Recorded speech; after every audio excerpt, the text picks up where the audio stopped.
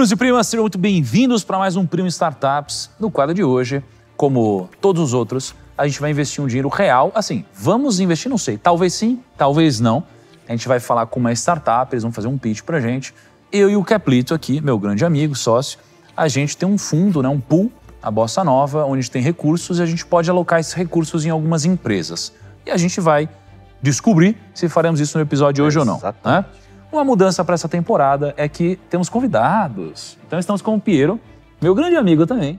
É o Piero Ui, né? Para quem ouve o podcast, já conhece. É o Piero, fundador da agência Ui, grande amigo, um grande investidor no mercado imobiliário. Temos coisas juntos, inclusive. Então, muito obrigado por participar hoje com a gente. Obrigado, Thiagão. Prazer tá animado estar aqui. Aí? Animadão. O mercado tá aquecido. Vamos ver. Tá com uma grana aí, Piero, pra gente... Olha, investir? Não como vocês, mas eu vim preparado. Ah, tá bom. Piero, passa o recado mais importante aqui do vídeo pra galera. Não esqueçam de se inscrever no canal. É isso aí. E se não se inscrever no canal, o que vai acontecer, Kepler? Se não se inscrever no canal, não recebe o Kepler Dólar. Aí sim. Se inscreve aí, só clicar aqui embaixo e clicar no joinha. Pessoal, sejam muito bem-vindos. Vocês têm 10 minutinhos para fazer um pitch pra gente e apresentar o negócio. Boa tarde, pessoal. Eu sou o Bruno Patrus, sou um dos fundadores da Inc. Estou aqui com o Daniel, um dos nossos fundadores também. Prazer, pessoal. Aí apresentar a nossa empresa para vocês. A Inco é uma plataforma que conecta investidores e permite que eles invistam e financiem empresas de qualidade, em um ambiente seguro, acessando altas rentabilidades. A nossa missão é fazer isso de uma forma digital, de uma forma simples, nesse ambiente que é seguro. Né? Nós somos uma plataforma de investimento em crédito. Por quê? A gente formaliza esses investimentos por meio de títulos de crédito, que são as CCBs. O que são as CCBs? São cédulas de crédito bancário. Esses contratos nada mais são do que os contratos que a gente pega financiamento no banco. Um financiamento imobiliário, financiamento veicular, eles são todos títulos de crédito bancário também. Então a gente permite que o investidor ele consiga finalmente comprar uma CCB emprestando dinheiro para essas empresas, né? Esse processo ele é feito na nossa plataforma em menos de 5 minutos e ele inicia com um projeto sendo publicado na nossa plataforma, depois de passar por um crivo da nossa empresa, o investidor selecionando o projeto, investindo e podendo receber mensalmente ou ao fim de um prazo os retornos do projeto. Em outras palavras, a gente permite que qualquer pessoa consiga emprestar dinheiro para boas empresas em um ambiente digital. Investir diretamente em boas empresas é a melhor forma do investidor conseguir diversificar e acessar altas rentabilidades. A gente está falando aqui que com um ticket de menos de R$1.000, apenas R$500, o investidor consegue acessar rentabilidades que podem chegar até 500% de CDI. Ao mesmo tempo, para essas empresas, essa é uma solução de funding muito mais rápida, veloz e barata. Essas empresas hoje, que são as empresas de middle, né, as empresas médias no Brasil, elas têm um acesso a capital ainda restrito, uma vez que os tickets que elas pegam são negligenciados pelas instituições financeiras, por serem tickets menores. Quando a gente conecta essas duas partes num ambiente digital, a gente consegue gerar valor para essas duas partes, porque a gente cria uma relação direta em um ambiente justo e seguro. Esse mercado é um mercado enorme. A gente está falando aí de um mercado de crédito PJ Middle Market no Brasil de mais de 500 bilhões de reais. Se a gente for nichar apenas para o mercado imobiliário, o mercado de construção, que é uma especialidade nossa, a gente está falando de um mercado de 50 bilhões de reais. Hoje, a gente é uma plataforma que a gente tem esse know-how de estruturar captações no mercado imobiliário. A gente percebeu, a nossa tese de crédito, a gente percebeu que a gente precisava nichar. A gente precisava fazer aquilo que a gente entendia para a gente ofertar produtos de qualidade. Nosso business model é baseado no take rate. A gente pega 4% de todas as operações na nossa plataforma, só que a gente é a única plataforma que recebe uma parte junto dos investidores, de forma subordinada. Então, a gente recebe 3% à vista e 1% junto dos investidores, no fim do prazo. Game, né, Thiago? Verdade. A gente está em operação desde 2019, a gente já transacionou mais de 67 milhões de reais em 50 ofertas diferentes. A gente tem mais de 2.100 investidores ativos. E o nosso crescimento ele tem sido constante e consistente desde o início. A gente, no primeiro ano de operação, fez 10 milhões de captação, no segundo ano, 36 milhões, e nesse ano, no primeiro trimestre, a gente já captou 20 milhões de reais e tem uma projeção, sem essa nova rodada que a gente está apresentando aqui, de captar 120 milhões de reais. Mas falando um pouco mais dos nossos números... Desculpa te interromper, mas volta um pouquinho que eu não entendi o que você falou agora. O que é o 20 milhões? 20 milhões... que você vai captar. Não, 20 milhões eu já captei nesse primeiro trimestre de 2021. Não é captação, é o que você vendeu. Transacionou. Transacionou. É GMV, né? Valor GMV, mensal. Tá, mas é que você falou de rodada de captação, fiquei na dúvida. Mas o que é GMV? Voltando mais alguns números, esse sigla CMGR, ele é a nossa taxa de crescimento mensal composta. A gente tem uma taxa de crescimento mensal composta de 16,45%. Significa que a gente cresce o nosso número de investimentos, que é o KPI, né? Que é a métrica que a gente escolhe no nosso produto. Pois ela é a interseção das duas partes, investimentos. A gente cresce esse número de forma constante de 16,45% ao mês, tá? A gente tem uma média de investimento na nossa plataforma de R$ 7.200 e uma média por investidor de R$ 31 mil. Significa que nosso investidor ele é um investidor recorrente. Ele tem, em média, mais de 4 investimentos com a gente. Nosso CAC por investidor hoje é de R$ 113 e o nosso churn de investidor nos últimos 180 dias é de só 3%. O que significa isso? A gente precisa dar um tempo para que o investidor volte. Quando a gente dá 6 meses para ele voltar, o churn é muito baixo, de 3%. Se a gente tem um tempo ali de 90 dias, a gente tem um churn um pouco maior, de 11%. Como que seria o churn de vocês? Assim, o investidor, ele investe, o churn é quando ele faz o quê? Ele não volta para investir de novo. Ele deixa de reinvestir.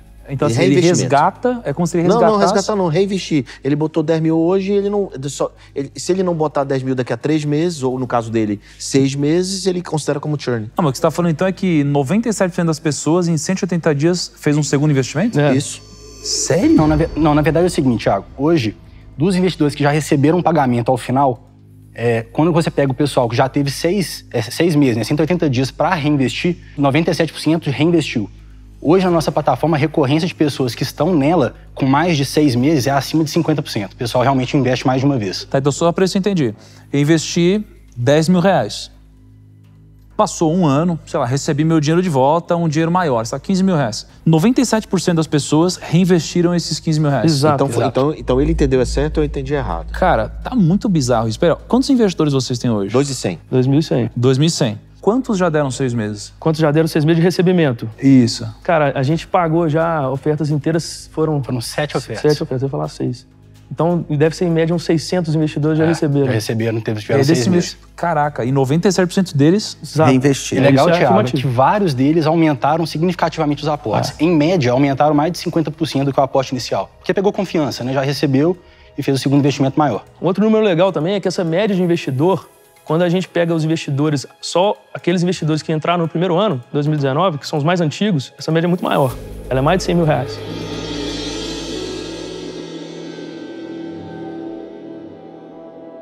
O nosso portfólio imobiliário, a gente está falando da parte imobiliária aqui, ele está cada vez maior e diversificado. A gente tem uma carteira ativa hoje de 54 milhões de reais e a nossa inadimplência é zero. A gente já retornou 15 milhões de reais para os nossos investidores, nenhum atraso, nenhuma inadimplência. Tá, mas quando você faz inadimplência zero, você está passando um dado para nos passar segurança. A pergunta é, qual é o comitê de análise de vocês para decidir que ativo entra e não entra? Exatamente. Hoje a gente tem um processo interno, a gente tem um comitê de crédito, ele é liderado por um dos nossos sócios, que ele não está aqui agora. Ele tem um know-how de crédito, ele trabalha no BTG Pactual. Então ele lidera esse comitê e outras pessoas participam também, a gente também participa. Esse comitê traz o rating, né, a análise da empresa, para a gente aprovar ou não a operação com a taxa comercial que vai ser ofertada para os investidores também. Esse processo ele acontece toda semana. Tá, vocês não têm nenhum spread além dos 4% de take rate? Não, Tá. não temos. Numa outra ponta, qual é a taxa de desistência entre os caras que fazem o commit e o depósito? É muito baixa, né, Dani? Hoje, Kepler, quando a gente tem uma captação com 300 investidores fazendo commit, em torno de 5 investidores desistem. Só a gente, isso? É muito pouco, porque é muito rápido. A gente faz a captação do dia para o outro, a pessoa investe, apaga o boleto, aí umas 5 pessoas desistem, mais ou menos em média, em torno de 200 investidores, e a gente consegue, na lista de espera, encaixar e completa a captação. Você emite o boleto para ele. É. 2,5 então a taxa. Nesse momento, a gente chegou no momento da nossa empresa que a gente validou o business model no mercado imobiliário. Mas me explica um pouco mais sobre o mercado imobiliário.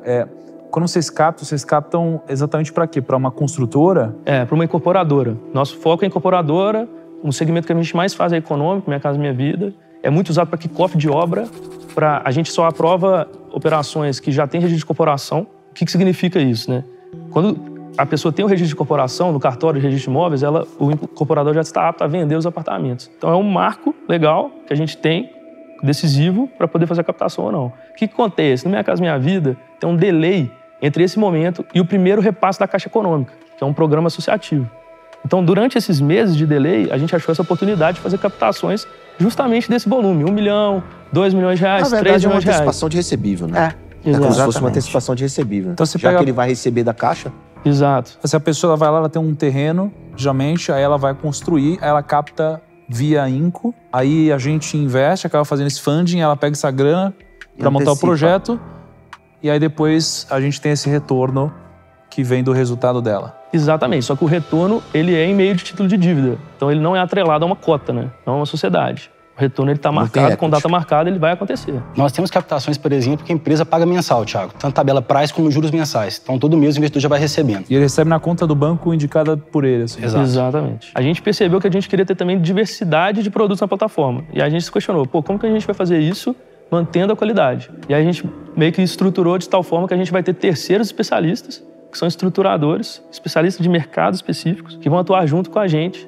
ofertando na plataforma o ecossistema também. E o primeiro deles é, inclusive, a Bossa Nova. Então, como que vai funcionar essa dinâmica, né? A gente tem a Inco, que é uma estruturadora do mercado imobiliário, e a gente tem, por exemplo, agora a Bossa Nova, que é uma estruturadora de venture capital. E nesse ambiente, a gente vai ter muito valor gerado para todas as partes. Porque a gente tem o que a gente fala numa plataforma que é o efeito da cadeia, né? O network effect. A gente pode ter investidor de uma investindo na outra, a gente pode ter investidor de uma originando startup para outra, originando projeto imobiliário para outra, e isso gera valor para aquele ecossistema como um todo. Em 2021, a gente já teve esse modelo e a gente já captou com terceiros estruturadores mais de 10 milhões de reais nesses primeiros 3 meses. Então, também não é uma coisa que é apenas uma ideia, a gente já tem isso validado. Quando a gente abre a plataforma, a gente consegue finalmente, então, gerar uma escala com diversidade, mantendo a qualidade. Ou seja, a gente não muda a nossa tese de ter investimentos de qualidade. E a gente consegue também ter a possibilidade de evitar que um concorrente abra uma outra plataforma, um outro ecossistema, se tornando um parceiro nosso. E então a gente se posiciona como uma empresa que tem leveza, tem agilidade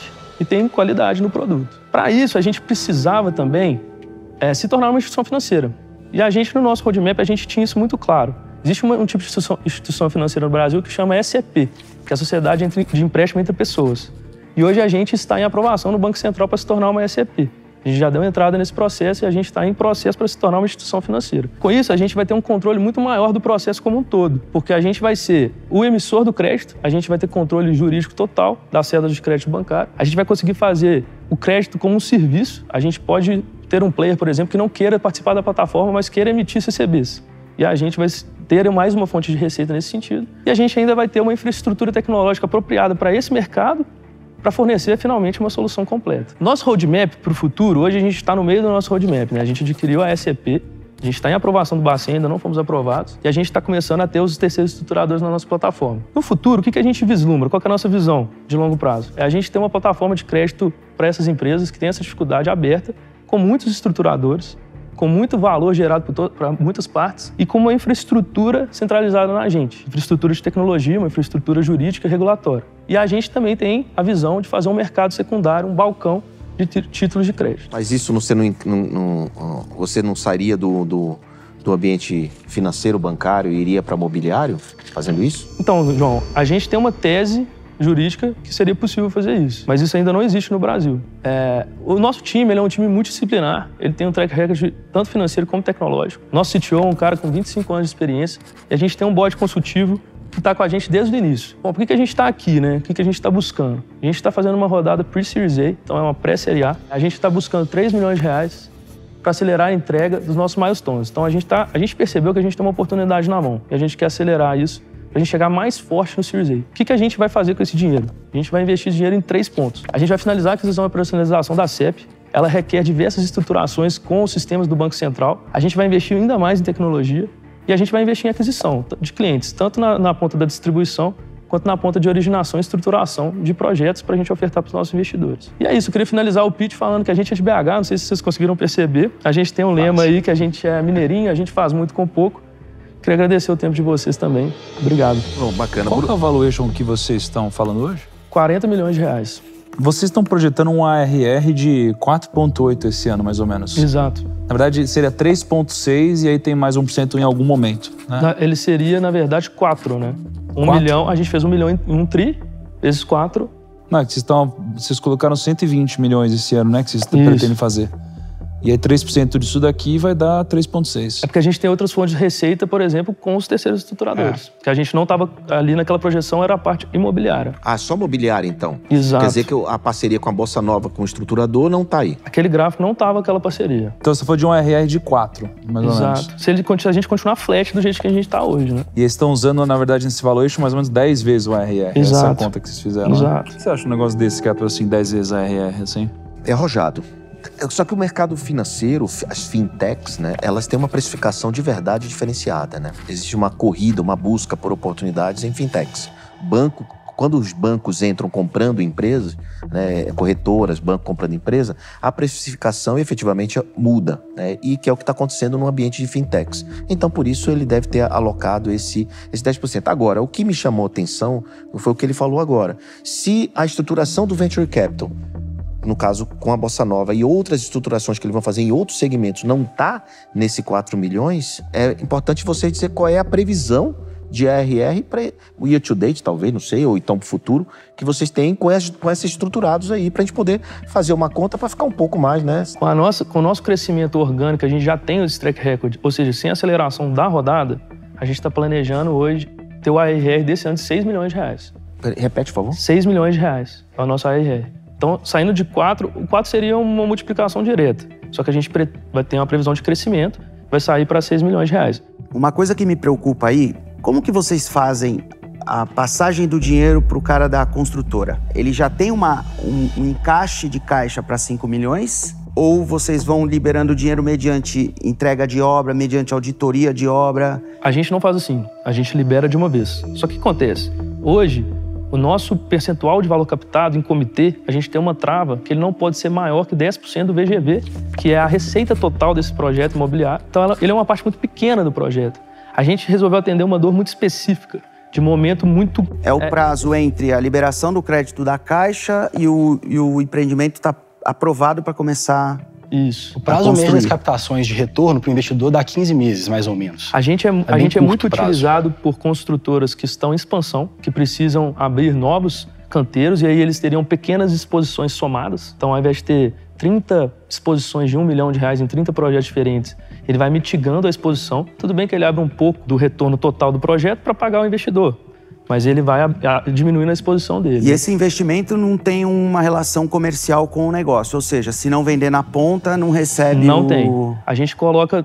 É um investimento em dívida. A dívida existe, ela está lá. A gente coloca como garantia um aval da ponta inteira. As construtoras que fazem com vocês, qual que é o índice deles de fazer de novo com vocês? Porque tem os clientes que a gente viu, mas e as construtoras? Não, muitas empresas fazem de novo, Thiago. Tem empresas que já fizeram com a gente, por exemplo, 7 captações em projetos diferentes. Tem empresa que tem ali 20 projetos simultâneos. A gente já tem empresa que fez a nossa plataforma que fatura acima de 170 milhões de reais, com 15, 20 projetos. Qual é a alocação dos 3 milhões? É em quê? Então, a gente vai usar esse dinheiro para fazer aquisição de clientes. A gente pretende gastar R$1 milhão. Mas como? O cliente, assim... Só me explica. O cliente... Vocês têm 2 clientes, né? Exato. Então, assim, como que vocês pretendem fazer? Porque o cliente, pessoa física, o investidor, eu até entendo, mas como que vocês vão adquirir esse cliente que é específico aqui? O cliente empresa imobiliária, hoje a gente tem um processo de outbound específico. Para a gente pôr gasolina nessa máquina, a gente precisa aumentar a equipe.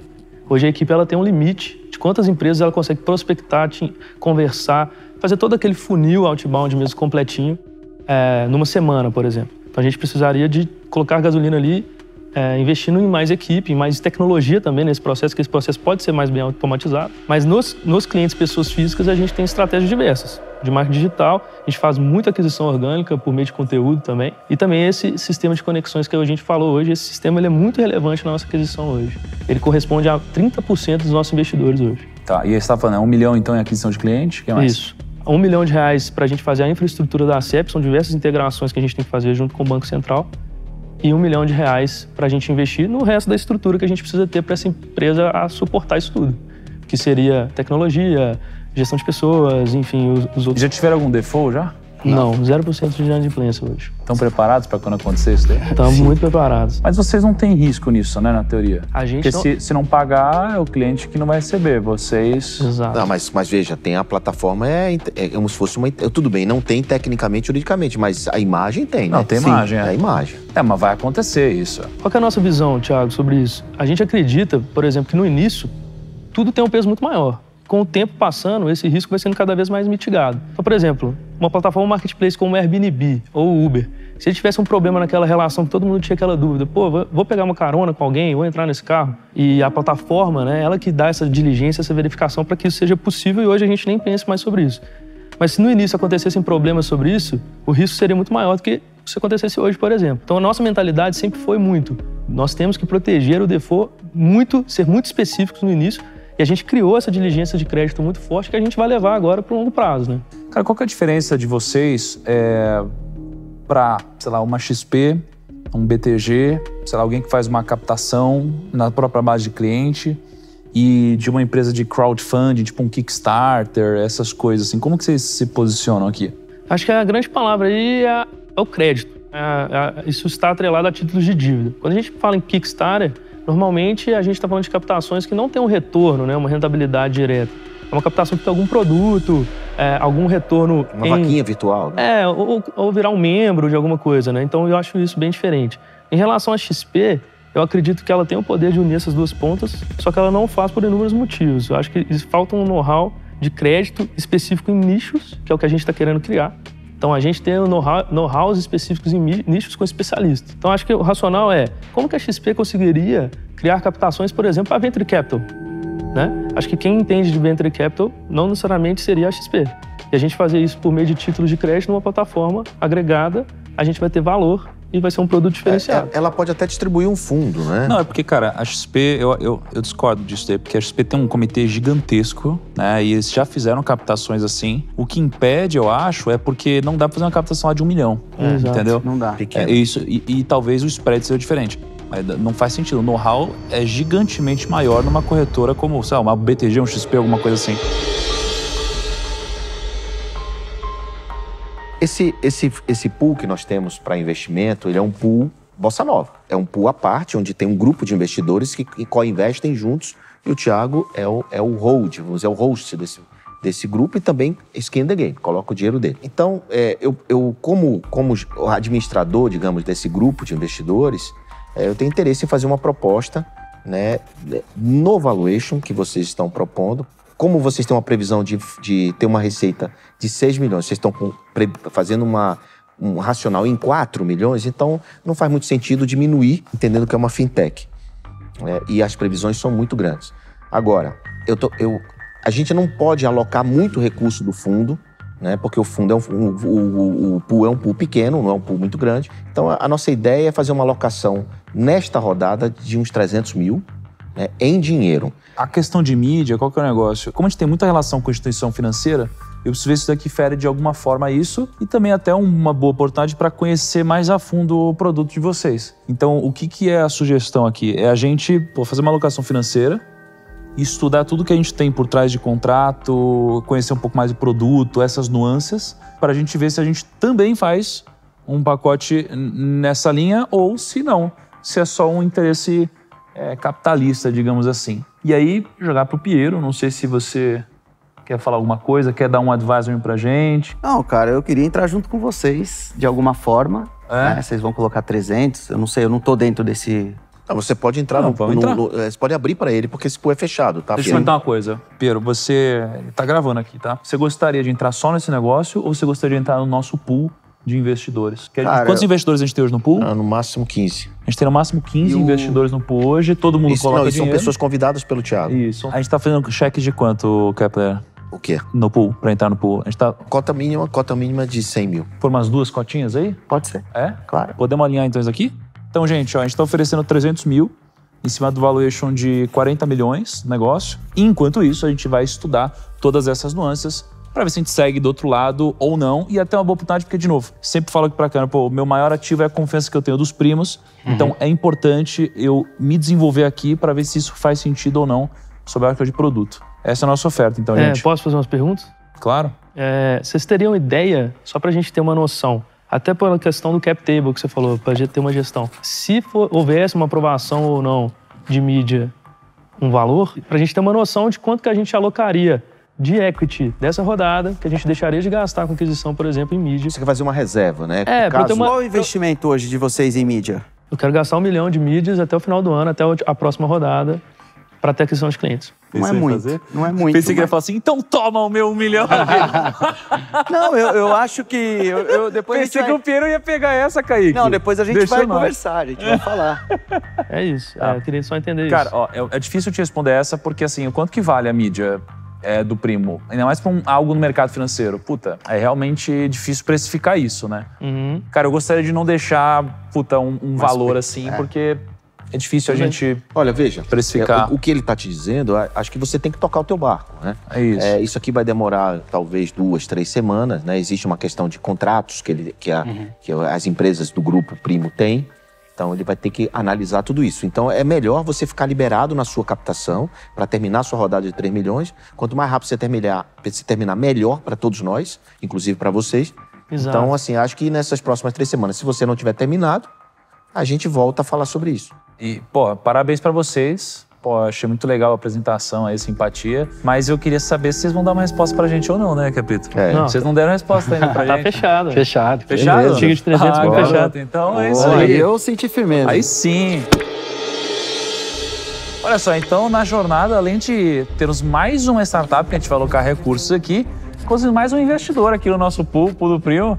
Tamo junto, hein, Pode Pia? contar comigo, Tiagão. Seja bem-vindo, É Pierre. isso, seja Obrigado. bem-vindo. Prazer estar próximo Grande aí abraço. de vocês. Que isso, prazer é nosso, cara. Grande abraço, até o próximo vídeo e tchau.